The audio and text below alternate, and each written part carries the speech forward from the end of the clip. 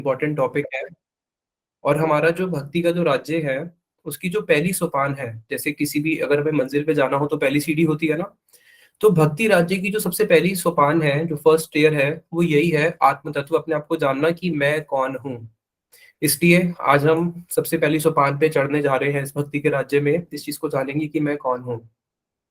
एक बड़े ही सुंदर प्रसंग आता है। मैंने आपको 11 उपनिषद बताए थे ना, ईश, केन, कंठ, मंडुक्य, मांडुक्य, तर्रे तर्रे, ये हमारे 11 मेन उपनिषद है। तो उनमें से एक है कंठ उपनिषद। उसमें बड़ी सुंदर कथा आती है एक नचिकेता की। नचिकेता जो थे, इनके पिताजी ने एक बहुत बड़ा यज्ञ का अनुष्ठान किया। और उस यज्ञ ज्ञान दीदी, आप रिकॉर्डिंग कर रहे हो ना? ठीक है।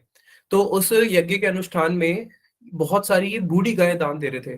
तो नचिकेता छोटा सा एक बालक ही था, 10 साल का। तो उसने देखा मेरे पिताजी कर क्या रहे हैं, तो ये तो सारे ब्राह्मणों को बूढ़ी गाय दान दे रहे हैं।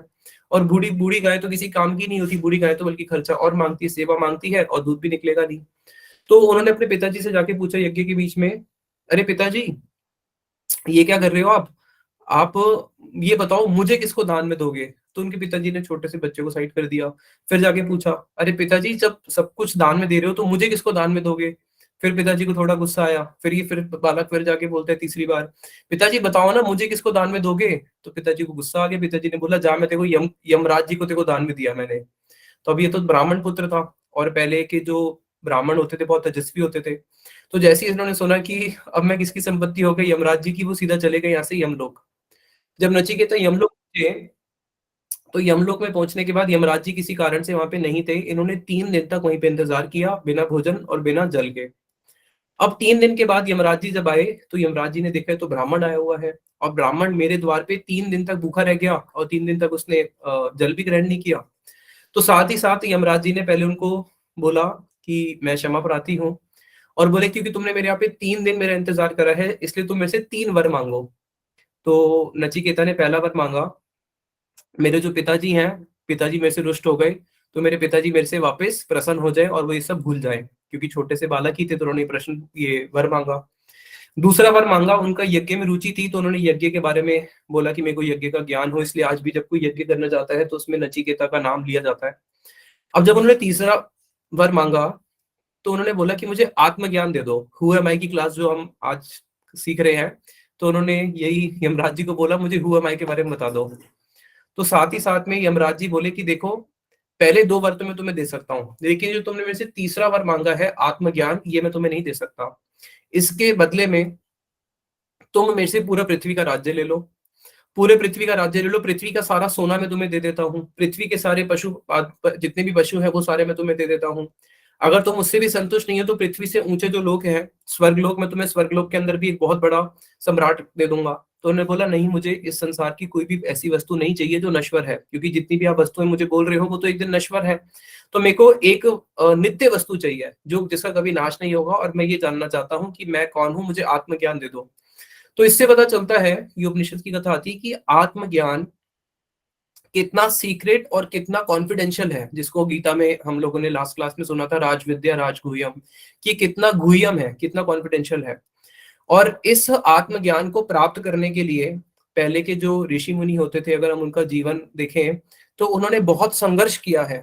जो इंद्रदेव है, इंद्रदेव ने ब्रह्मा जी के पास जाके 100 साल से ज्यादा तपस्या करी थी, इसी चीज को जानने के लिए कि मैं कौन हूं। तो हमारे ह्यूमन एग्जिस्टेंस का जो सबसे पहला क्वेश्चन है वो यही है, इस चीज को जानना कि मैं कौन हूं। हमारे जो वेदांत सूत्र हैं, वेदांत सूत्र का जो सबसे पहला सूत्र है, जो जितने भी हमारे सारे वेद हैं, वेदों को लिखने के बाद वेद व्यास जी ने 550 सूत्र, सूत्र मतलब होता है कंपैक्ट फॉर्म, जिसको आप इलेबोरेट कर सकते हो। तो उन्होंने सारे वेदों का सार वेदांत सूत्र में 550 सूत्र लिखे हैं, और वो बहुत छोटे छोटे सूत्र हैं। अर्थात तो ब्रह्म जिज्ञासा, जन्मादस्य यथा, ऐसे दो दो तीन तीन शब्द के हैं।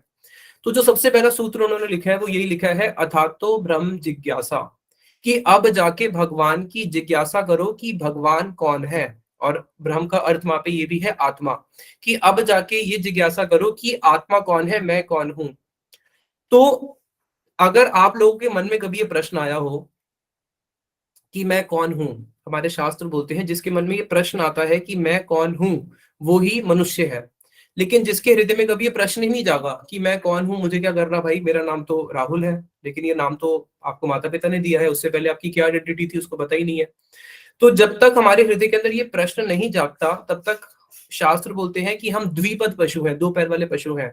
इसलिए तैत्तरीय उपनिषद में आता है, यतो वा इमानी भूतानि जायन्ते येन जतानि जीवन्ति यत् प्रयन्ति अभीशम विजन्ति तद विजिज्ञास तद् भ्रम, कि भाई तुम उसको जानने के प्रयास करो, यतो वा इमानी भूतानि, कि ये सारी जीवात्मा इस जगत में आ रही है तो कहां से आ रही है, और सारी की सारी जीवात्मा अगर इस जगत से जा रही है तो वो कहां पे जा रही है, उनका अस्तित्व क्या है। तो जो इस प्रश्न को, जिसके हृदय में ये प्रश्न भी जाग गया है, तो शास्त्र बोलते हैं कि वास्तविक में वही मनुष्य है।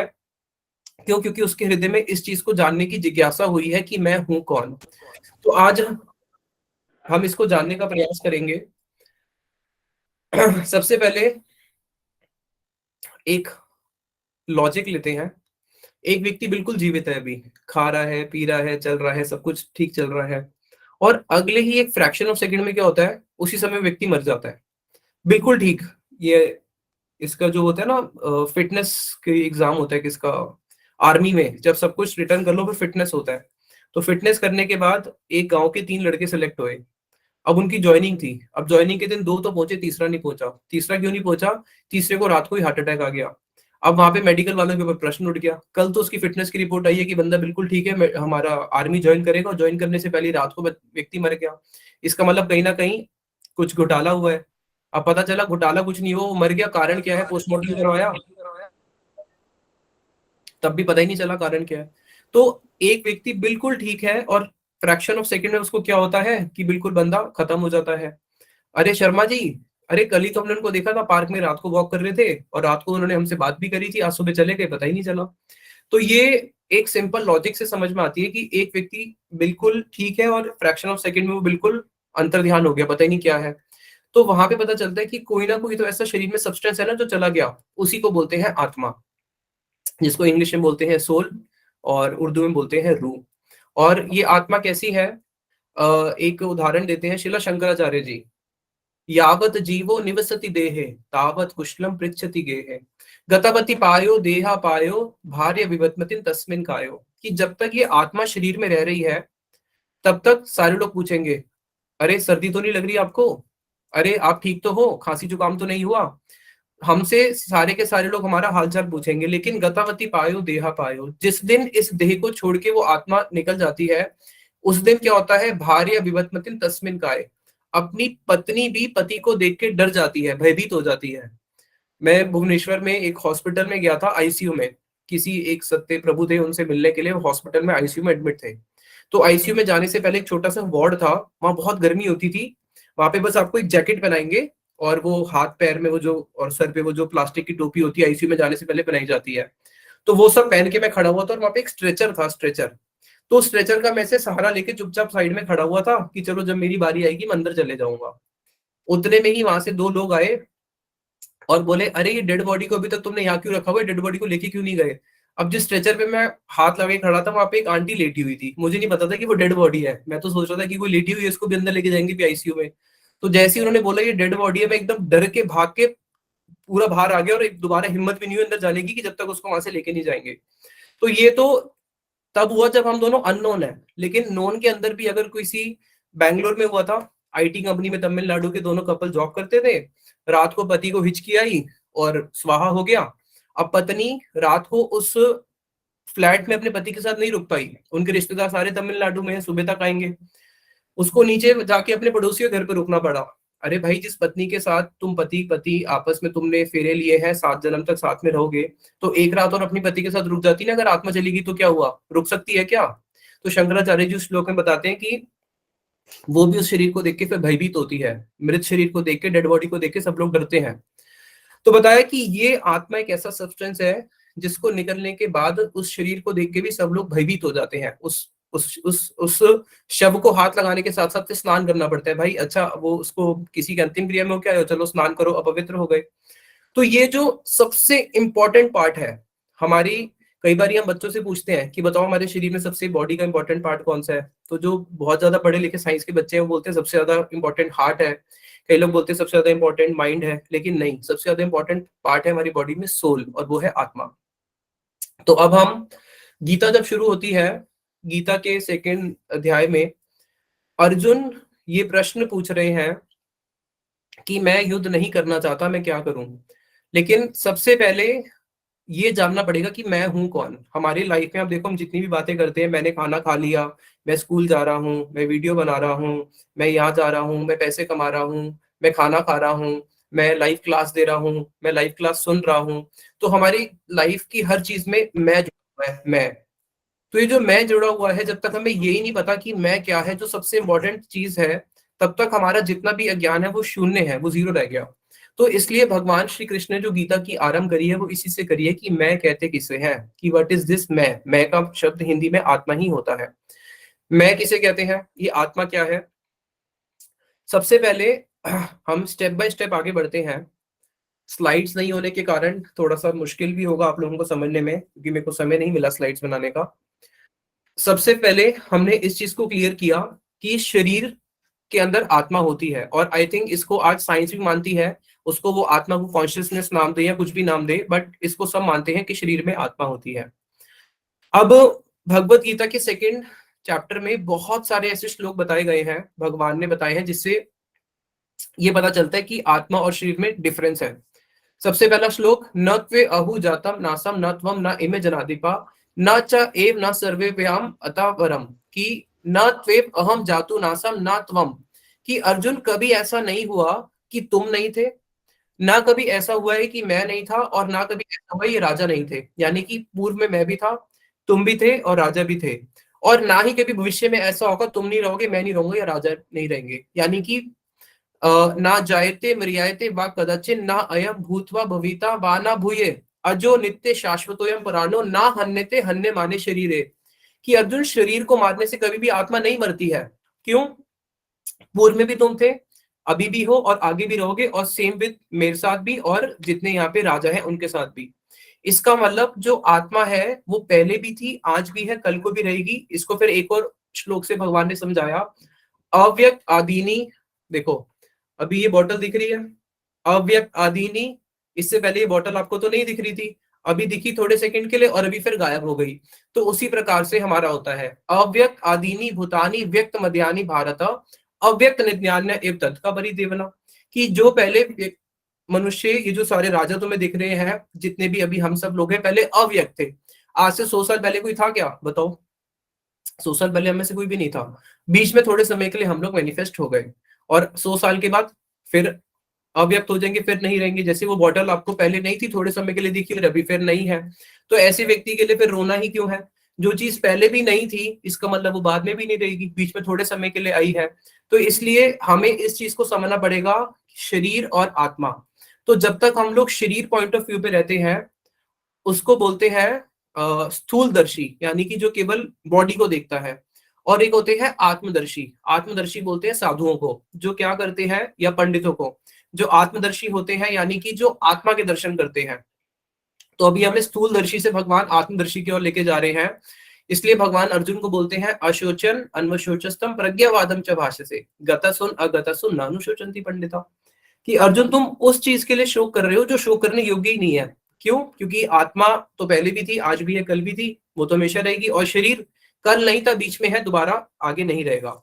अब मैं आप लोगों से एक प्रश्न पूछता हूँ। गीता में भगवान ने बोला आत्मा पहले भी थी, अभी भी है, बाद में भी रहेगी। इसका मतलब आत्मा का जन्म नहीं होता है। जातस्य ही ध्रुव मृत्यु, क्या है वो? जातस्य ही ध्रुव मृत्यु, जिसका जन्म हुआ है उसकी मृत्यु निश्चित है। जातस्य ही ध्रुव मृत्यु, जिसका जन्म हुआ है उसकी मृत्यु निश्चित है। और जिसका कभी जन्म ही नहीं हुआ, उसकी मृत्यु, जिसका जन्म ही नहीं हुआ उसकी मृत्यु क्या होगी? अब ये क्वेश्चन है कि आत्मा को तो अजन्मा है, आत्मा का कभी जन्म नहीं हुआ, इसका मतलब आत्मा की कभी मृत्यु नहीं होगी। शरीर का जन्म हुआ है, तो जातस्य ही ध्रुव मृत्यु, जिसका जन्म हुआ है उसकी मृत्यु निश्चित होगी, तो शरीर की मृत्यु होगी। तो अब प्रश्न ये है कि हम बोलते हैं ये मर गया, बोलते हैं ना ये मर गया, तो मरा कौन? आत्मा तो कभी मरती नहीं है, और शरीर जो है, शरीर ऑलरेडी डेड है। इस चीज को समझो, शरीर से अगर आत्मा निकल गई, शरीर से अगर आत्मा निकल गई, शरीर तो फिर किसी काम का रहा नहीं, तो लिविंग कौन है? शरीर तो कभी भी लिविंग था ही नहीं। लिविंग तो आत्मा ही है, जब तक वो चल रही है तब तक शरीर चल रहा है। तो हम बोलते हैं कि ये व्यक्ति मर गया। तो वहां पे मरा कौन है? ये प्रश्न है आप लोगों से। कोई अगर चैट में लिख के बता सकते हैं तो बता दे। समझ में आ रही? आत्मा कभी मरती नहीं है। शरीर ऑलरेडी डेड है। शरीर तो हमें स्कूल में पढ़ाते थे ना, लिविंग एंड नॉन लिविंग। तो स्कूल में क्या सिखाते थे कि हम लिविंग है, लेकिन शरीर नॉन लिविंग है, उसके अंदर आत्मा जो बैठी है वो लिविंग है। तो शरीर तो ऑलरेडी डल मैटर है। धरती, जल, अग्नि, वायु, आकाश, इन पंचभूत से शरीर बना है। अभी जो धरती, जल, अग्नि, वायु, आकाश से बना है उसके अंदर तो कोई लाइफ है ही नहीं, तो ये तो बोल नहीं सकते कि वो मर गया, वो तो पहले से ही डेड डेड बीइंग है। तो मरता कौन है? सूक्ष्म शरीर? नहीं, सूक्ष्म शरीर नहीं मरता। सूक्ष्म शरीर आत्मा के साथ ही रहता है, उसको भी हम आगे बढ़ेंगे तो हम जानेंगे। प्रश्न ये मरता कौन है? स्थूल शरीर? स्थूल शरीर तो पहले ही मरा हुआ है ना, बॉडी तो पहले ही मरी हुई है। आत्मा जब शरीर से छोड़ के चली गई तो बॉडी तो एज इट इज पड़ी है। ना तो उसकी आंख निकाली है, ना उसका कोई नेल्स काटे हैं, ना उसके बाल निकाले हैं, ना उसका चीर फाड़ा करा है, वो तो बॉडी एज इट इज ही पड़ी हुई है। आत्मा जीवित थी, वो उसमें से चली गई। तो मरा कौन? आइडेंटिटी क्यों? शरीर तो वही पड़ा हुआ है, मम्मी बना तो पड़ा रहेगा 100 साल तक भी। शरीर में क्या हो रहा है? शरीर में तो कुछ फर्क नहीं पड़ रहा। कोल्ड स्टोरेज में डाल दो, शरीर तो वही है। शरीर तो पहले भी वही था, कोई भी नहीं मरा। हाँ, इसलिए इसको समझेंगे कि मृत्यु किसे कहते हैं। लोगों को ये भी नहीं पता मृत्यु कहते किसको है। शरीर का आत्मा का शरीर के साथ संयोग होना है जन्म। आत्मा का शरीर के साथ वियोग होना है मृत्यु। समझ में आया? आत्मा जब शरीर में एंटर होती है तो हो गया जन्म, हो गया हैप्पी बर्थडे हो गया। और जब आत्मा शरीर से निकल के चली जाती है तो डेथ हो गया, मृत्यु हो गई, राम नाम सत्य हो गया। तो आत्मा और शरीर का जहाँ पे मिलन होता है उसको बोलते हैं मृत्यु। जहाँ पे दोनों बिछड़ जाते हैं, जन्म होता है उसको मिलन होता है उसको बोलते हैं जन्म।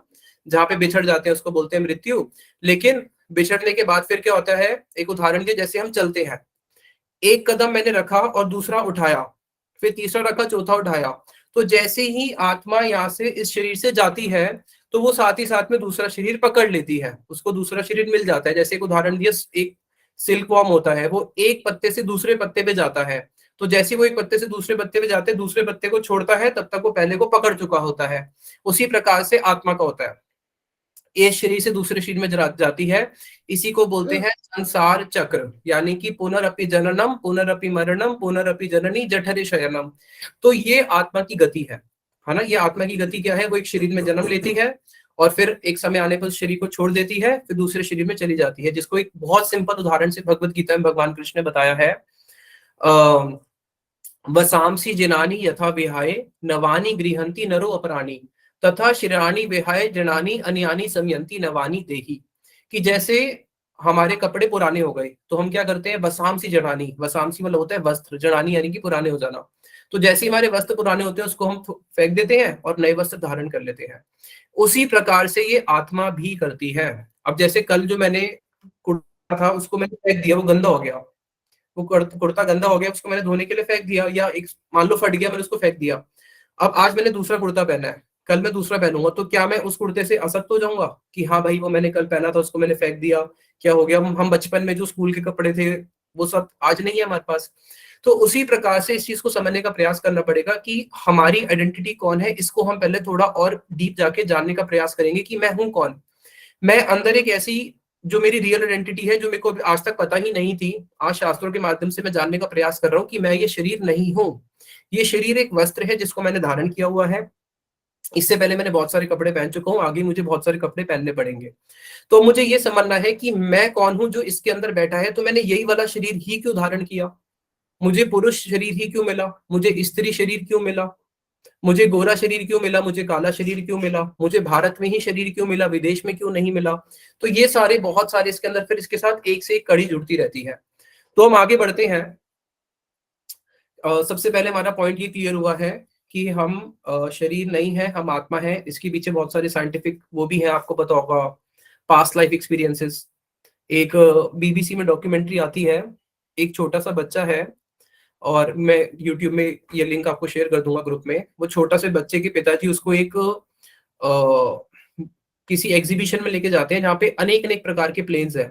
अब उस बच्चे को हर प्लेन का नाम पता है कि ये वाला प्लेन है, ये प्लेन है, इस प्लेन को वर्ल्ड वॉर 2 में यूज किया था, इसका इंजन यहाँ पे वो खोल खोल के दिखा रहा है। अब उसको सारा कुछ कैसे पता है? वो पूर्व जन्म में एक पायलट था।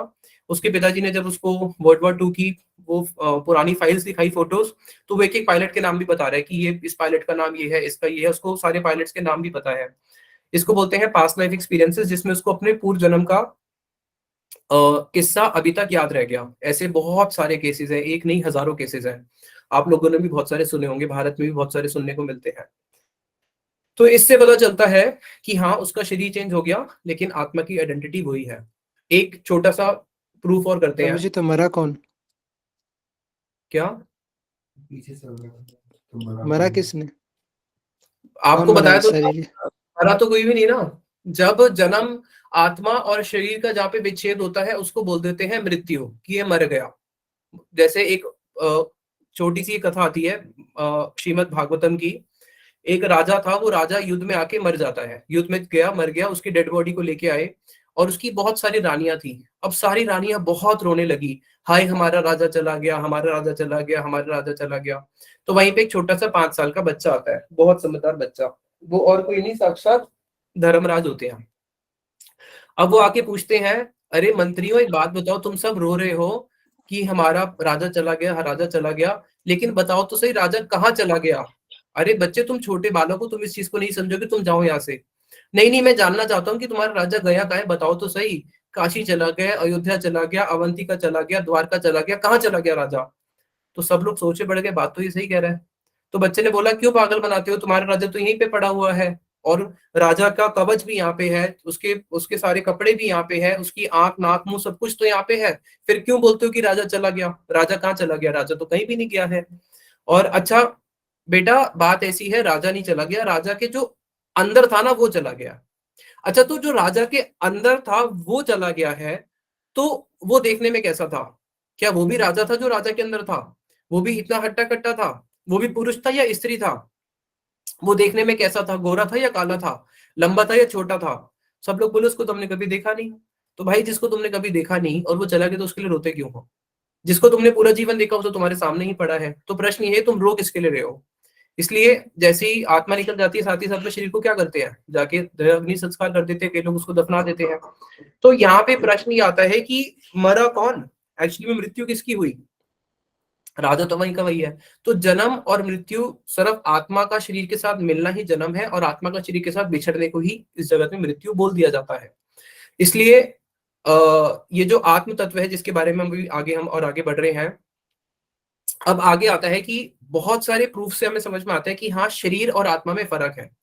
अब हम आगे बढ़ते हैं कि ये जो आत्मा है, जब हम कभी एक ये वाला टेस्ट करते हैं, लैंग्वेज टेस्ट। श्रीला स्वामी प्रभुपाद जी इस बात को बोलते थे विदेश में, कि अगर किसी के सर में दर्द हो रही है तो वो डॉक्टर को जाके बोलता है, डॉक्टर मेरे सर में दर्द हो रही है। अगर किसी के हाथ में दर्द हो रही है तो डॉक्टर मेरे हाथ में दर्द हो रही है। अगर घुटने में दर्द हो रही है तो डॉक्टर मेरे घुटने में दर्द हो रही है, मेरी पीठ में दर्द हो रही है। तो भी प्रश्न है कि मैं कौन हूं? क्या मैं घुटना हूं, या मैं सर हूं, या मैं हाथ हूं, या मैं नेल्स हूं, या फिर मैं पीठ हूं? मैं हूं कौन? हम बोलते हैं मेरे पेट में दर्द हो रही है। तो जहां पे ये बात आती है ना मेरा, तो वहां पे दो चीजें हो जाती है, मैं और मेरा। दोनों में से रूट वर्ड क्या है, चैट में लिख के बताना। मैं और मेरा में से रूट वर्ड क्या है? इसको इंग्लिश में बोलेंगे आई एंड माई। तो रूट वर्ड क्या है? आई रूट वर्ड है या माई रूट वर्ड है? रूट वर्ड हो गया आई, है ना, तभी आई कैपिटल लिखते हैं, छोटा नहीं लिखने देते। तो आई होता है रूट वर्ड, और आई है तभी तो माई है। अगर आई ही पक्का नहीं है तो माई कैसे हो जाएगा? अब एक नई नई दुल्हन है, उसकी शादी हुई है, ठीक है। अब उससे सब लोग मिलने के लिए गए, उसके सारे जितनी भी फ्रेंड्स थी सारी मिलने के लिए आई। उसने बोला, देखो देखो ये मेरी सास है, अरे देखो ये मेरे ससुर हैं, अरे देखो देखो ये मेरी ननद है, ये मेरे ये है, ये मेरे और क्या क्या होते हैं, जीजा जी हैं, ये सब है। सबने बोला ठीक है, ये तो सब ठीक है, लेकिन ये तो बता तेरे पति कौन है। उसने कहा, देखो मेरे पति कौन है ये मुझे पता नहीं कौन है। अब जब उसको यही नहीं पता मेरे पति कौन है, तो बोलना ये मेरे सास है, ये मेरे ससुर है, ननद है, सारे के सारे संबंध तो गलत हो गए ना, क्योंकि सबसे पहले पति है तभी तो सारे संबंध है। तो उसी प्रकार से जब तक आई ही ठीक नहीं है तो माई कैसे ठीक होगा? तो जब तक हमारा आई ही फिक्स नहीं है तो हम ये बोल रहे हैं ये मेरा है, ये मेरा है, ये मेरा है, तो वो सारा का सारा मेरा गलत है। इसलिए एक इस जगत में ऐसी कौन सी चीज है जिसको आप हाथ लगा के बोल सकते हो कि ये मैं हूं, आई हूं? आई हो गया रूट वर्ड। अब ये हम बोल रहे हैं कि ये मेरा घर है, ये मेरी मम्मी है, ये मेरे पापा है, ये मेरा फोन है, ये मेरा लैपटॉप है। हम सबको मेरा मेरा बोल रहे हैं, और आप लोगों ने ही चैट में लिखा है कि रूट वर्ड क्या है? आई। तो अब आप सब चीज को मेरा मेरा तो बोल रहे हो, लेकिन अब आप मेरे को ये बताओ, मेरा तो तब फिक्स होगा ना जब पहले आई फिक्स होगा। तो आप मुझे एक ऐसी वस्तु बताओ जिसको आप हाथ लगे बोल सकते हो कि आई ये है, इसको बोलो कि ये आई है, मैं कौन हूं, ये मैं हूं। या नाक, नहीं मैं तो नाक भी नहीं हूं, मैं तो ये भी नहीं हूं, मैं तो ये भी नहीं हूं। शरीर, मैं शरीर भी नहीं हूं, क्यों? क्योंकि मैं बोलता हूं मेरा शरीर। जैसे अगर मैं बोल रहा हूं मेरा फोन, ये मेरा फोन है, तो मेरा फोन है तभी तो बोल रहा हूँ ना कि जब दो वस्तु है, कि मैं अलग हूं और फोन पृथक है। किसी दूसरी वस्तु के ऊपर जब अधिकार जमाया जाता है तो उसको बोलते हैं ये मेरा है, तो ये मेरा फोन है, इसका मतलब ये मेरी वस्तु है, बट मैं फोन नहीं हूं। तो उसी प्रकार से अगर मैं बोलूं कि मैं शरीर हूं, ये तो हो ही नहीं सकता। मेरा शरीर, मेरे शरीर में दर्द हो रही है, तो अब कौन सी ऐसी चीज है जिसको आप हाथ लाके बोल सकते हो ये आई है? बताओ, चैट में बताओ, ऐसी कौन सी चीज है जिसको आप हाथ लगे बोलोगे ये आई है? हार्ट को बोलोगे? नहीं, हार्ट आजकल तो हार्ट ट्रांसप्लांट भी हो जाता है ना, हार्ट भी ट्रांसप्लांट हो जाते हैं आजकल, दूसरे हार्ट भी लग जाते हैं। ऐसी कोई भी अभी हमारे को नहीं पता कि जिसको मैं हाथ लगे बोल सकूं आई। तो जब मुझे यही नहीं पता कि आई क्या है, तो इसका मतलब जिसको भी मैं अभी मेरा मेरा मेरा कह रहा हूँ वो सब ट्रू हो या फॉल्स हुआ? सिंपल लॉजिक है, आप तो साइंस स्टूडेंट हो, वो सब फॉल, वो सब वो हो गया। अगर आप बोलो कि सोल, तो बताओ सोल कहाँ पे रहती है? एक छोटा सा टेस्ट करते हैं, अगर आप लोग कोई अपना कैमरा ऑन करना चाहो तो कर सकते हो इस टेस्ट में। आप सब लोग अपने touch your forehead, touch your back, touch your knees, touch your cheeks, touch your nose, touch your self. Touch your self में सबने हाथ कहाँ पे लगाया? हार्ट पे। टच योर सेल्फ मतलब आई को टच करो, तो जब हमने बोला आई को टच करो, सबने कहाँ पे हाथ लगाया? हार्ट पे, है ना? इसका मतलब आत्मा कहाँ पे रहती है? आत्मा यहीं पे रहती है। जब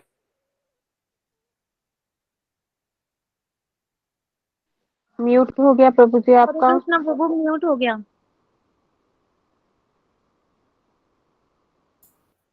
आत्मा हार्ट में रहती है, इसलिए जब कोई लड़का लड़की को प्रेम करता है तो वो कैसे बोलता है? हाथ पे, ऐसे हाथ पे लगा के आई लव यू। अब कोई ऐसे माथे पे तो जाके नहीं बोलेगा ना किसी लड़की को हाय आई लव यू, तो वो लड़की ही भाग जाएगी।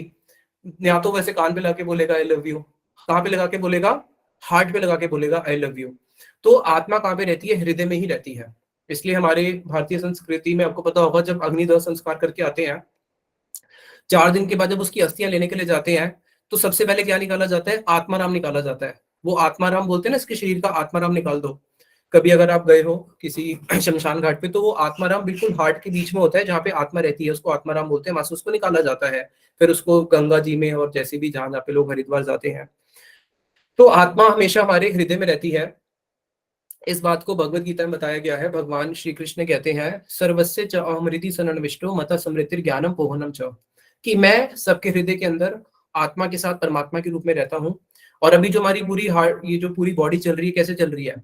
हार्ट पंप होता है ना। जब हमारा हार्ट पंप होता है तो हार्ट पंपिंग की स्पीड कितनी है? यहाँ से अगर आप अमेरिका जाओ, अमेरिका का डिस्टेंस है लगभग 12 या 14 हजार माइल्स होगा। और शायद 72 बीट पर मिनट। हाँ, यहाँ से अमेरिका का जो वो है 12 से 14 हजार माइल है। और अमेरिका जाने में कितने घंटे लगते हैं? 20 घंटे या 24 घंटे लगते होंगे, है ना? और हमारी बॉडी में जो ब्लड ट्रेवल होता है वो 60,000 माइल्स डेली ट्रेवल होता है, यानी कि अमेरिका आना जाना और फिर जाना 5 चक्कर। तो सोचो कि कितनी स्पीड से हमारी बॉडी के अंदर ब्लड जो है पूरा ट्रैवलिंग चल रही है। अभी जो हार्ट बीट हो रही है, इस हार्ट बीट को कौन चला रहा है बताओ? गेहूं से चलती है, चावल से चलती है, या रात को कोई हम पंप लगा के सो जाते हैं उससे चलती है? ये हार्ट बीट को कौन चला रहा है? आत्मा चला रही है। आत्मा आत्मा चला रही है। आत्मा को पता होता है उसको मेरे को कितनी स्पीड से चलाना है। अगर बहुत तेज स्पीड न्यूरल कर देगी न्यूरल तो सिस्टम हाँ, न्यूरल तो वो सिस्टम न्यूरल सिस्टम कौन मैनेज करता है? आत्मा मैनेज करती है, कौन करता है? परमात्मा हार्मोन्स ब्रेन। परमात्मा गीता में भगवान कृष्ण कहते हैं सर्वस्य च हृदि सन्निविष्टो, आत्मा के साथ में बैठा है परमात्मा हृदय के अंदर, जो हार्ट को पंप करता है, जिसी से हमारा पूरा शरीर जो है चलता है। आत्मा भी अकेले नहीं कर सकती, इसलिए आत्मा के साथ परमात्मा रहते हैं। अब हम आगे बढ़ते हैं, एक एक कॉन्सेप्ट हम क्लियर करेंगे। सबसे पहला कॉन्सेप्ट ये हो गया कि हम शरीर नहीं, हम आत्मा है, इसको हम समझ चुके हैं। सेकेंड कॉन्सेप्ट ये हुआ कि आत्मा कहाँ पे रहती है? आत्मा शरीर के हृदय के अंदर, यहाँ पे उसका वास है। अब थर्ड ये आता है कि आत्मा जब वहां पे रहती है तो फंक्शन कौन करता है उसके साथ में? उसको पावर कहाँ से आती है? तो इसको भी हमारे श्वेत अश्वेतर उपनिषद है उसके अंदर बताया गया है, द्वसुपूर्णा सखाया समानम वृक्षम परिशस्व जाते तयोर अन्यम पिपलम स्वादवती अन्यो अभिचाक्षति, कि एक पेड़ की डाली है, द्वसुपर्णा सखाया, एक पेड़ की डाली के ऊपर शाखा के ऊपर दो पक्षी बैठे हैं। सखाया समानम वृक्षम परिशस्व जाते, उस वृक्ष की पेड़ की डाली पे दो पक्षी बैठे हैं। अन्यो अभिचाक्षति, एक तो क्या कर रहा है, एक केवल देख रहा है और दूसरा उसके फल को खा रहा है। तो जो फल को खाने वाला है वो है आत्मा, और उसके साथ में जो साक्षी बन के बैठा हुआ है वो है परमात्मा। यानी कि हम जो भी एक्टिविटीज करते हैं, हमारी सारी एक्टिविटीज के जो साक्षी है वो परमात्मा है, जो बिल्कुल हमारे आत्मा के साथ में ही बैठे हैं। और जैसे ही हमारे प्रारब्ध कर्म पूरे कर्म होते हैं तो इस शरीर से उसको फिर दूसरे शरीर में परमात्मा यहाँ से निकाल के हार्ट बीट रोक के फिर ले जाता है। ये देखो ये तो काटने की नजर बंद कर दूं। आप लोग अपना गहना दीदी सबका म्यूट पे डाल दो एक बारी, गौरप्रिया दीदी। जी प्रभु जी।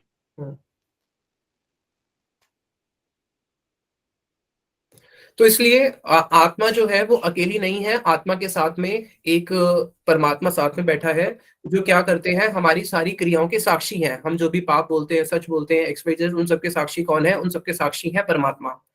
तो अब नेक्स्ट हम आते हैं, हमने ये जान लिया कि हम आत्मा है। सेकेंड लोग हमने ये भी जान लिया कि आत्मा यहाँ पे रहती है और कैसे रहती है, उसके साथ में परमात्मा है जो उसको सारी शक्ति प्रदान करते हैं। अब नेक्स्ट आता है कि ये जो आत्मा है, इस आत्मा का नेचर क्या है। जैसे जल का एक स्वभाव होता है धर्म। धर्म शब्द किससे बना है, धर्म शब्द बना है ध्री धातु से। संस्कृत में जितने भी हमारे शब्द हैं वो एक धातु से बनते हैं और हर धातु का कुछ ना कुछ मीनिंग होता है। तो धर्म शब्द बना है ध्री धातु से। ध्री धातु का मतलब होता है धारण करना, जो किसी भी वस्तु के अस्तित्व को धारण करे। जैसे बोलते हैं ना, अरे तुम्हारा धर्म क्या है, तो धर्म का अर्थ है जो जिसको धारण करे वस्तु को, और अगर उसको हटा दोगे तो वो वस्तु ही खत्म हो जाएगी। जैसे औषधि का धर्म क्या है, प्राण की रक्षा करना, औषधि का धर्म है। लेकिन अगर उसका अस्तित्व है क्या, वो आपको जीवन देती है, लेकिन अगर उसको हटा दोगे तो वो औषधि ही नहीं रही। अग्नि का धर्म है उसकी धायिका शक्ति, जिसने उसको धारण करके रखा हुआ है। तो अग्नि को धारण करके रखा हुआ है उसके धर्म ने, उसकी धायिका शक्ति ने। अगर आप उसकी धायिका शक्ति को हटा दोगे तब वो अग्नि रहेगी, तब वो अग्नि नहीं रहेगी। विष का धर्म क्या है, मारना, प्राण लेता है। अगर विष से विष का धर्म ही हटा दो तो विष कोई खाएगा, कोई मरेगा नहीं, तो विष ही नहीं रहा। तो धर्म का अर्थ है जिसने उस वस्तु को धारण करके रखा हुआ है। तो आत्मा का धर्म क्या है, जिसने आत्मा को धारण करके रखा हुआ है। अगर उसको हटा दोगे तो आत्मा का अस्तित्व ही खत्म। आत्मा का धर्म है प्रेम करना। जैसे एक छोटा सा बच्चा जब माँ की गोद से निकलता है, उसको कोई भाषा नहीं आती, लेकिन बच्चा माँ की गोद में जाता है और माँ से प्रेम करता है। उस बच्चे को प्रेम करना किसने सिखाया, हमारे गुरुदेव उदाहरण देते थे। बछड़ा जो होता है गाय का, जैसे ही निकलता है वो सीधा गाय के थन में जाके वहां से दूध पीता है। उसको कैसे पता है यहाँ से दूध निकलेगा। जितने भी पक्षी होते हैं, पक्षी के जो बच्चे निकलते हैं साथ साथ में अपने माँ से प्रेम करना शुरू कर देते हैं। यहाँ तक कि और तो कहना ही क्या, जो ये होता है टॉर्टोइज होता है, टॉर्टोइज अपने बच्चों को कैसे पैदा करता है, वो बिल्कुल समुद्र के किनारे पे आके अपने अंडे देके वापस समुद्र के अंदर बहुत अंदर चले जाता है। और समुद्र के अंदर, समुद्र की गहराई कोई जानता नहीं है और ना ही उसकी कोई सीमा होती है। अब वो इतनी अंदर जाके वहां से अपने बच्चों के ऊपर मेडिटेट करता है, अंडे के ऊपर। वहां से अंडे फूट जाते हैं और अंडे सीधा कहाँ पे पहुंच जाते हैं, अपनी माँ के पास पहुंच जाते हैं। उनको कैसे पता कि मेरी माँ है, आपस में प्रेम हो जाता है। तो ये जो प्रेम है, ये हर जीव का स्वभाव है, प्रेम करना। बिना प्रेम के कभी कोई आत्मा रह नहीं सकती। इसलिए कई बार आपने देखा भी होगा, जब किसी का प्रेम टूट जाता है तो वो गले लगा फांसी लगा लेता है कि पत्नी ने छोड़ दिया, गर्लफ्रेंड ने छोड़ दिया, एक्सवाइजेड। मोस्टली सुसाइड भी इस कारण से हो जाते हैं। तो आत्मा का स्वभाव है प्रेम करना, बिना प्रेम के कभी भी आत्मा नहीं रह सकती है। अब वही प्रेम, जब वो आत्मा भगवान से ना करके इस जगत में अनेक अनेक जगहों पे प्रेम ढूंढती रहती है। बचपन में वो प्रेम ढूंढती है अपने माँ के पास, फिर थोड़ा बड़ा होता है अपने दोस्तों में प्रेम ढूंढता है, फिर थोड़ा और बड़ा होता है तो अपनी पत्नी के साथ प्रेम ढूंढता है, मैं तेरा तू मेरी। उसके बाद जब और बड़ा होता है, बच्चे हो जाते हैं, तो वो प्रेम अपने बच्चों के पास चले जाता है। फिर जब और बूढ़ा हो जाता है वो प्रेम पोतों में चले जाता है, और उसके बाद फिर अगले जन्म में फिर उसी प्रेम को वो ढूंढता रहता है। तो ये जो आत्मा है उसका स्वभाव है प्रेम करना। अब हम नेक्स्ट उस पे आते हैं जो मेन टॉपिक है, अगर समय है तो। मैं रात को जब सोया तो रात को सोते समय मैंने एक सपना देखा। अब सपना देखने के कारण मैं बहुत डर गया और मेरे को नींद नहीं आई। तो मैं सुबह उठ के बोलता हूँ, रात को मैंने एक सपना देखा और सपना देखने के कारण मुझे बहुत डर लगा और मुझे रात को अच्छे से नींद नहीं आई। अब अगले दिन मैंने कोई सपना नहीं देखा, और मैं जब सुबह उठा, अरे यार आज तो बहुत अच्छी नींद आई, मैंने कोई सपना भी नहीं देखा। अब प्रश्न ये है, सपना कौन देखता है? तो मेरा मन कर रहा है रसमलाई खाने का, मेरा मन कर रहा है गरम गरम समोसे खाने का, तो ये मन क्या होता है? अरे इसकी बुद्धि बड़ी तेज है, ये तो बहुत बुद्धिमान व्यक्ति है, अरे ये तो दम डम्ब है, इसकी तो बुद्धि बहुत खराब है। तो ये बुद्धि क्या होती है? आत्मा तो हमने चलो समझ लिया, तो मन क्या होता है, बुद्धि क्या होती है, अहंकार क्या होता है, चित्त क्या होता है? अब हम एक एक करके इन टॉपिक्स को थोड़ा कवर करना शुरू करते हैं।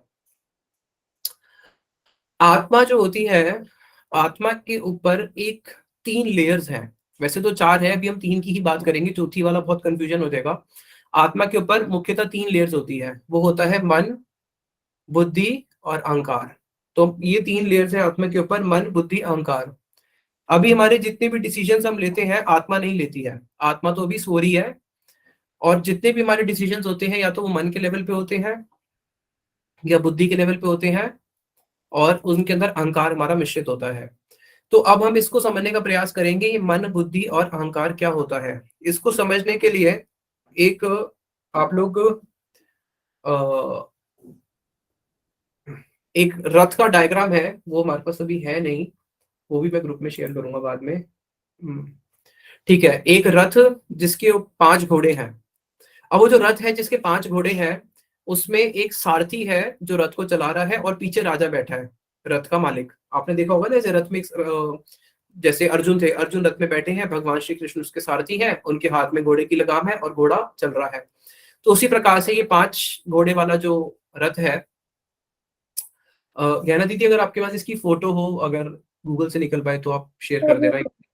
हाँ मैं कर रही हूँ। ठीक है, तो ये तो आपने भगवान कृष्ण वाली ही कर दी एक। नहीं प्रभु जी, मैं अभी कर रही हूँ। ठीक है, तो इस रथ को आप लोग अपने माइंड में लगा लो। अब इस रथ के डायग्राम से हम लोग समझने का प्रयास करेंगे, मन क्या होता है, जो बार बार गरम समोसे को देख के, गरम पकोड़े को देख के, अच्छी मिठाई को देख के पिघल जाता है, लड़कों का लड़कियों को देख के, लड़कियों का लड़कों को देख के। ये मन होता क्या है? क्योंकि आत्मा का तो कोई लिंग ही नहीं है, आत्मा तो पुरुष भी नहीं है, स्त्रीलिंग भी नहीं है, तो ये मन कहाँ कहाँ पे भगाता है, और बुद्धि कैसे काम करती है, इसको अब हम जानने का प्रयास करेंगे इस डायग्राम के माध्यम से।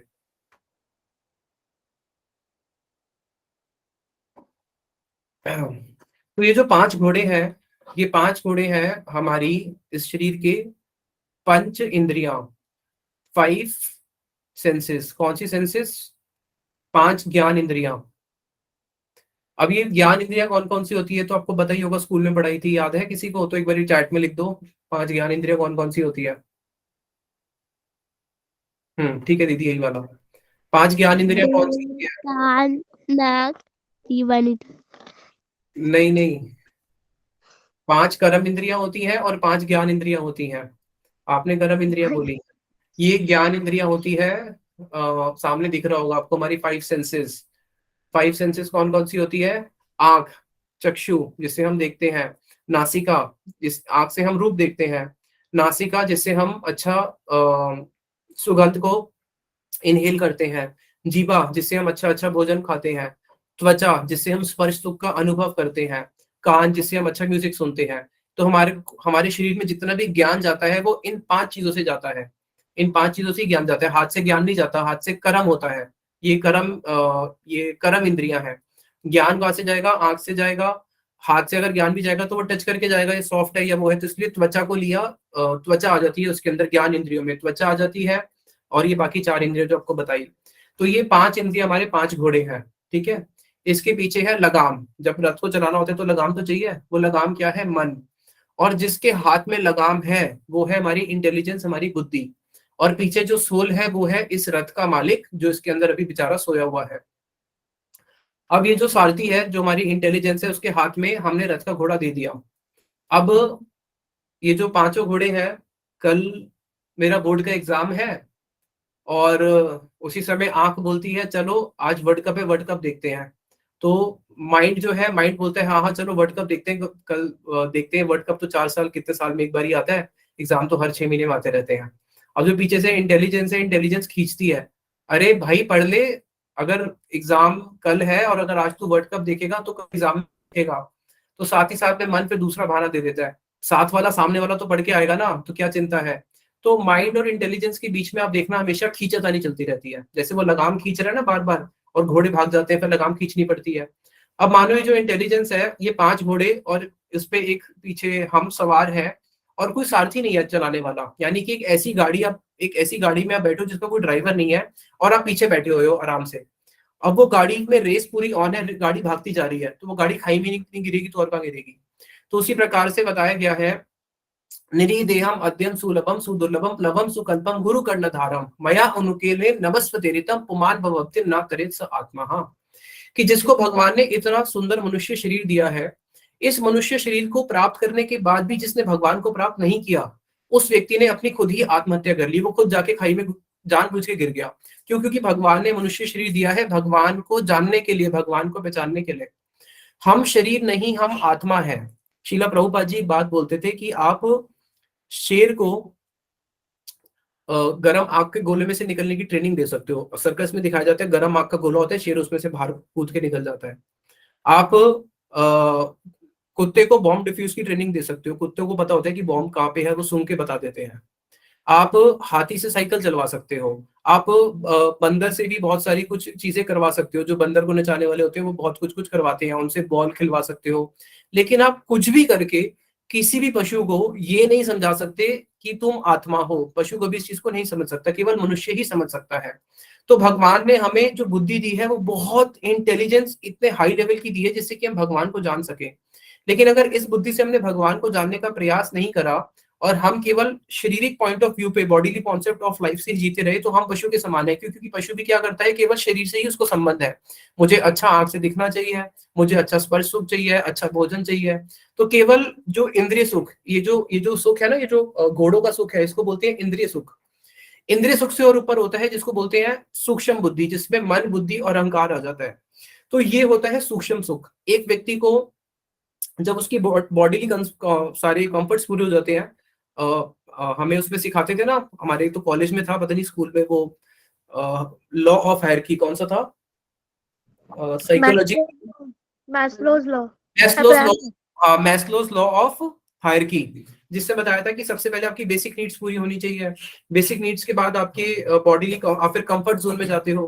कंफर्ट जोन में जाने के बाद फिर आपको होता है मेरे को सारे कंफर्ट्स मिल गए, फिर मुझे और क्या चाहिए। फिर आपकी सोशियोलॉजिकल नीड्स आ जाती है, फिर आपकी अलग अलग नीड्स आ जाती है, उसमें ऐसे तक था सोसाइटी नीड्स तक आप टॉप तक पहुंचते हो।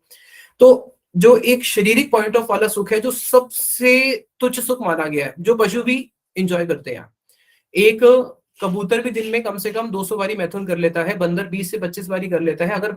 अगर इंसान ने सिर्फ उसी सुख के लिए अपना जीवन यापन किया तो वो तो कुछ ज्यादा मूल्यवान नहीं है, इससे ज्यादा तो पशु ही एंजॉय कर लेते हैं। तो इसलिए बताया कि जो बॉडीली पॉइंट ऑफ व्यू से जो केवल शारीरिक सुख है, उससे ऊपर जब एक व्यक्ति ऊपर उठता है तब वो आते हैं सूक्ष्म सुख, यानी कि मन और बुद्धि का। इसलिए हम कई बारी लोग चेस खेलते हैं, थ्रिलर मूवीज देखने के लिए जाते हैं, सस्पेंस और उन चीजों में जाते हैं। क्यों? अपने मन और इंटेलिजेंस को सुख देने के लिए।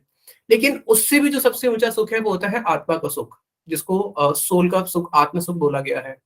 इसलिए हमारी जो आत्मा है, जो सोल है, ये सोल है तो एक, लेकिन इसकी चेतना 5 प्रकार में बटी हुई है। 5 टाइप्स ऑफ कॉन्शियसनेस है। सबसे पहले होती है आच्छादित चेतना। आच्छादित चेतना मतलब होती है पेड़ों की। पेड़ के अंदर भी आत्मा है, बोलते हैं ना प्लांट्स हैव लाइफ, लेकिन उनकी चेतना पूरी की पूरी आच्छादित हो चुकी है। फिर आती है संकुचित और मुकुलित चेतना, ये होती है पशु पक्षियों की और उन इंसान की जो इंसान है तो इंसान लेकिन पशु के समान है, जो नॉनवेज भी खा लेते हैं, रेप भी कर देते हैं, इस टाइप के जो लोग हैं।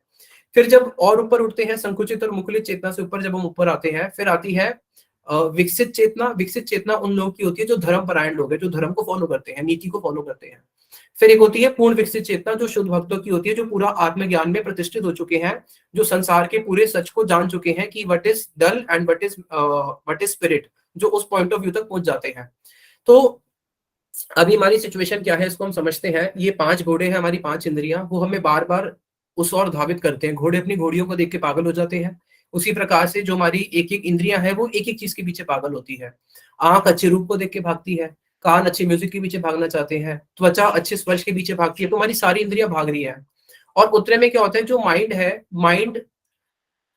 माइंड के पास अपनी पावर नहीं है, पावर है सारी इंटेलिजेंस के पास। अगर आपका सारथी बहुत मजबूत है तो वो 5 के 5 घोड़े को खींच के जिस मार्ग में उसको जाना है राजा को लेके चले जाएगा। लेकिन अगर बेचारा सारथी ही उसके पास शक्ति ही नहीं है तो फिर क्या होगा, सारे घोड़े पांचों अपनी अपनी दिशाओं में जाएंगे और मालिक जो है बेचारा गिर के ढेर हो जाएगा।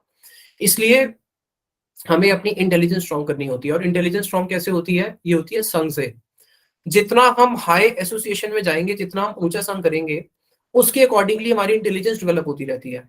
तो इसलिए इंटेलिजेंस के लिए हमें क्या करना चाहिए? हमें याद होगा जब हम स्कूल में भी होते थे, स्वाभाविक बात है, माता पिता क्या बोलते थे? अच्छे बच्चों का संग करना, गंदे बच्चों के साथ मत जाना, गंदे बच्चों से बात मत करना। तो वो शिक्षाएं केवल बचपन में नहीं रहती, वो पूरे जीवन के लिए रहती है।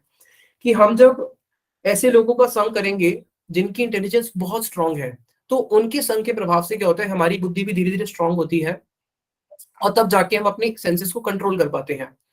अब जो हम सपने वाली बात कर रहे थे कि मैंने रात को सपना देखा और मैंने बोला रात को अच्छी नींद नहीं आई, मैंने सपना देखा। तो जब हम सपना देखते हैं उस समय हमारा इंटेलिजेंस, रात के समय बुद्धि जागी होती है और इसलिए वो साउंड स्लीप नहीं होती। लेकिन जब हम और डीप स्लीप में चले जाते हैं, बहुत डीप स्लीप में, तब हम क्या बोलते हैं? अरे आज तो बहुत अच्छी नींद आई, मैंने कोई सपना भी नहीं देखा, आज मैंने कोई सपना नहीं देखा। तो जब हम ये बोल रहे हैं कि आज मैंने कोई भी सपना नहीं देखा, उसका मतलब उस दिन इंटेलिजेंस भी सो गया। लेकिन अभी भी तो कोई जाग रहा था ना, जो इस चीज को विटनेस कर रहे हैं कि मैंने सपना नहीं देखा, दैट इज आत्मा। तो यहाँ पे आप लोगों से एक छोटा सा क्वेश्चन पूछते हैं, देखें आप लोग कितना समझे हो। पपीता होता है ना, पपीता, हम लोग पपीता खाते हैं या सेब खाते हैं, फल खाते हैं, सेब खाते हैं। तो बताओ पपीते के अंदर आत्मा होती है या नहीं होती? चैट में लिख के बताओ। पेड़ में तो आत्मा है, तभी उसमें से क्या निकला है? क्योंकि जहां पे भी आत्मा है तो आत्मा का स्वभाव है जन्म होगा, जन्म के बाद वृद्धि होगी, वृद्धि के बाद आगे रिप्रोडक्शन होगा, बच्चे होंगे, बच्चे होने के बाद फिर बूढ़ा हो जाएगा, फिर मर जाएगा। तो पपीते के अंदर आत्मा होती है नहीं होती?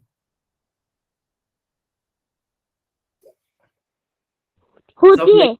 पपीते में तो आत्मा होती है, पपीते में बीज होता है नहीं होता? अब पपीते के अंदर जो बीज होता है, बीज में आत्मा है या नहीं है? पपीते के अंदर बीज होता है। अब आप उस बीज को लेके धरती में डालोगे तो क्या होगा? बीज को लेके आप धरती में डालोगे तो पेड़ आएगा नहीं आएगा? तो बीज के अंदर आत्मा होती है। हाँ।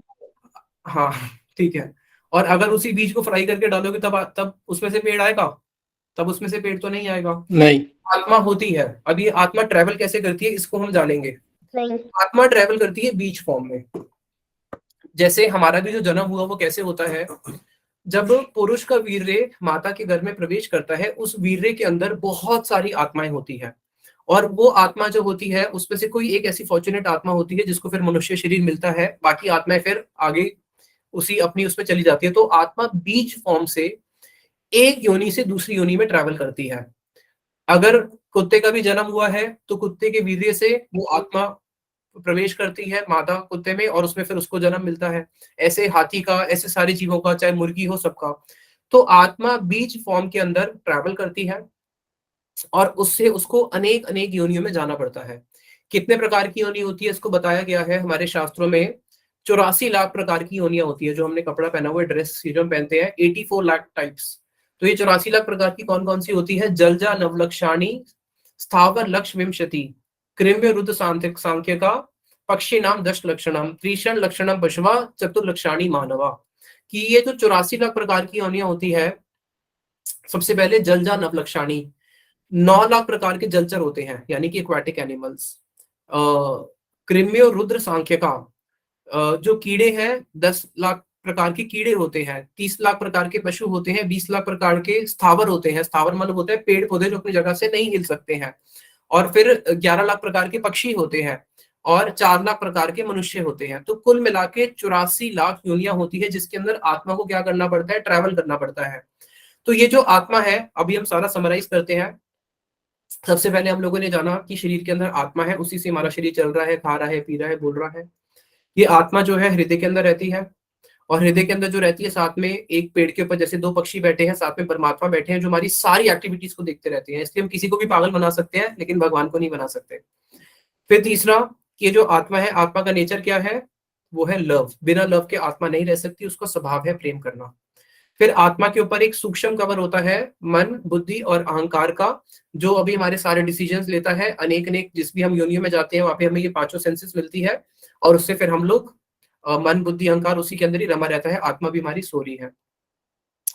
अभी नेक्स्ट आता है जिसको हम आने वाली क्लासेस में कवर करेंगे कि आत्मा यहाँ पे आई क्यों, आत्मा यहाँ से कहाँ पे जाएगी, आत्मा की ये जो गति है, इस गति को जो इसकी मूवमेंट है, उस मूवमेंट को हम बाद में डिस्कस करेंगे। आत्मा कैसे खुश होती है, कैसे दुखी हो सकती है। कई लोग बोलते हैं अरे तू मेरी आत्मा को मत रुला, मेरी आत्मा बहुत रो रही है, अरे आज तो मेरी आत्मा बड़ी खुश हो गई। तो ये आत्मा कब रोती है, कब हंसती है, कब सोती है, इसको हम लोग बाद में वाली क्लासेस में जानेंगे। आज हम एक चीज और जान लेते हैं कि आत्मा का साइज कितना होता है। इसको भी हमारे ही शास्त्रों में बताया गया है। बाल अग्रभाग शतधस्य, बाल अग्रभाग शतस्य, बाल का जो अग्रभाग होता है यानी कि a tip of a hair, अगर आप बाल लोगे उसका एक पॉइंट अग्रभाग लोगे, शतधस्य उसके 100 हिस्से कर दोगे, तो भागो जीव सविज्ञ सचर अंताय कल्पते, उस एक 100 हिस्से के दोबारा 100 हिस्से करने हैं। यानी कि बाल का एक टिप लेना है, उस एक टिप को 100 हिस्से कर दो, जो कि इम्पॉसिबल है। जब कर दोगे तो जो एक हिस्सा बचेगा उसके भी दोबारा 100 हिस्से कर दो। यानी कि बाल का जो एक अग्रभाग है उसके टोटल कितने हिस्से हो गए, 10,000। तो यानी कि अगर हम एक बाल लें, चलो पुरुष का बाल तो फिर भी छोटा होता है, लड़कियों के बाल बहुत बड़े होते हैं, तो हम मीडियम साइज का ले लेते हैं। ये मीडियम साइज का बाल हो गया, ठीक है। तो अब ये बताओ अगर एक इतना बड़ा बाल होगा, इसमें कितनी आत्माएं आ सकती है। जब टिप में ही कितनी आ सकती है, 10,000, तो इसकी कितनी सारी टिप होंगी। तो एक बाल में इतनी जीवात्माएं आ सकती है, शायद 125 करोड़ तो बोल सकते हैं ना। अगर बड़ा बाल हो तो उसमें आराम से 125 करोड़ भारत की जनसंख्या की सारी आत्माएं एक बाल में आ जाएगी। तो सोचो कि कितनी आत्माएं हैं, आत्माओं की गिनती नहीं है। हम दही खाते हैं ना, दही, दही में तो वही होता है ना, उसी के थ्रू तो बनती है, क्या प्रोसेस बोलते हैं, फर्मेंटेशन। हाँ, फर्मेंटेशन होता है ना। तो जो, हाँ, तो एक कटोरी दही के अंदर इतनी जीवात्माएं होती है, इतनी जीवात्माएं, काउंटलेस काउंटलेस। यहाँ तक कि पुरुष के एक वीर्य में जो प्रवेश करता है उसके अंदर भी काउंटलेस जीवात्माएं होती है। तो लाखों लाखों करोड़ों करोड़ों जीवात्माएं हैं, मतलब करोड़ों भी नहीं, अरबों, अनलिमिटलेस है। तो इसलिए बताया कि ये आत्मा का साइज है। आत्मा का साइज कितना है, केवल बाल का एक अग्रभाग का भी 10,000वां हिस्सा, और वो इतनी छोटी। कई लोग बोलते हैं ना हम देखो तेरी औकात दिखा देंगे, तो भाई ये हमारे शास्त्र दिखा रहे हैं, ये तुम्हारी रियल औकात है। अब सोच लो कि हमारी क्या औकात है। इसलिए हम लोग सोचते हैं कि मैं IAS हूँ, IPS हूँ, ये हूँ, वो हूँ, XYZ, सब लोग अपने आप को क्या क्या मान के बैठे हैं। बट ये हमारी रियल आइडेंटिटी है कि इतनी छोटी होती है आत्मा, इतनी छोटी, और चाहती क्या है, पूरे के पूरे ब्रह्मांड में राज्य करना चाहती है, पूरे के पूरे विश्व के ऊपर राज्य करना चाहती है, तब भी संतुष्ट नहीं होती है। तो ये आत्मा संतुष्ट कैसे होगी, और ये सारी चीजें जो है हम नेक्स्ट क्लास में इसको कंटिन्यू करेंगे, आत्मा ये इसको। और अगर आज के क्लास से रिलेटेड किसी का कोई क्वेश्चन है तो आप लोग ग्रुप में पूछ लेना, हम आपको कल फिर इसका आंसर देंगे। तो अभी आप लोगों को सबको happy Krishna consciousness new year, कि आप लोगों का मन जो है वो में लगे। यही हमारे गुरुदेव बोलते थे कि सबसे बड़ी एक वर और सबसे बड़ी प्रार्थना भगवान से यही हो सकती है।